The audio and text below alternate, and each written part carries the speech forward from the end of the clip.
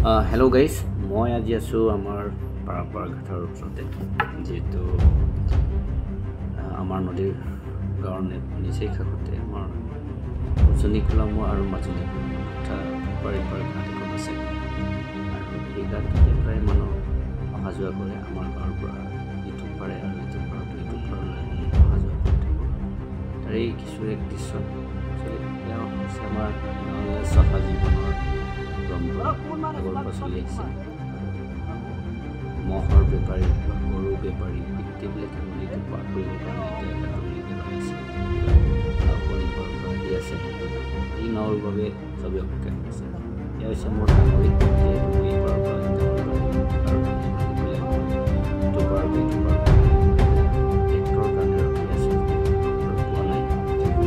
চাইছে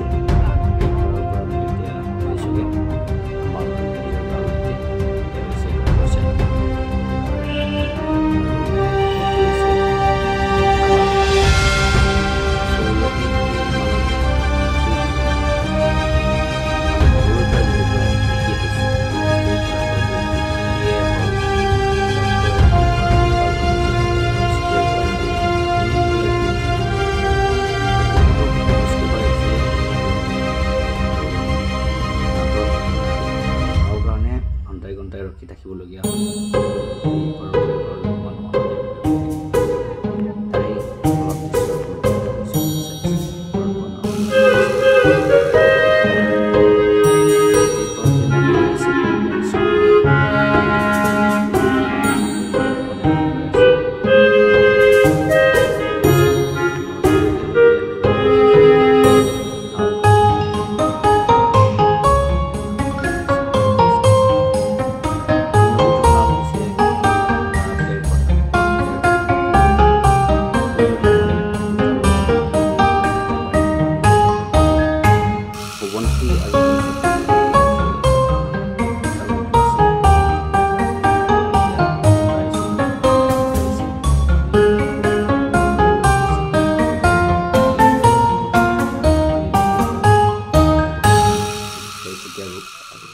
এটা বাৰিষা হ'ব এই মুহূৰ্তত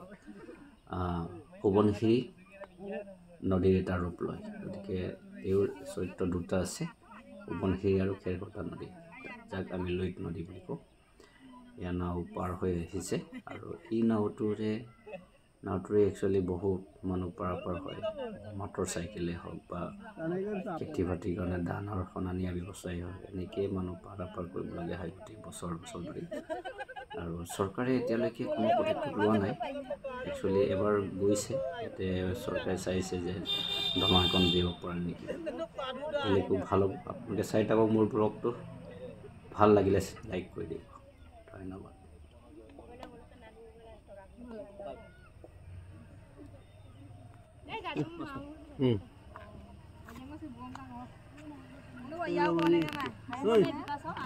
Mobailo rin yung lumang mangyari ko.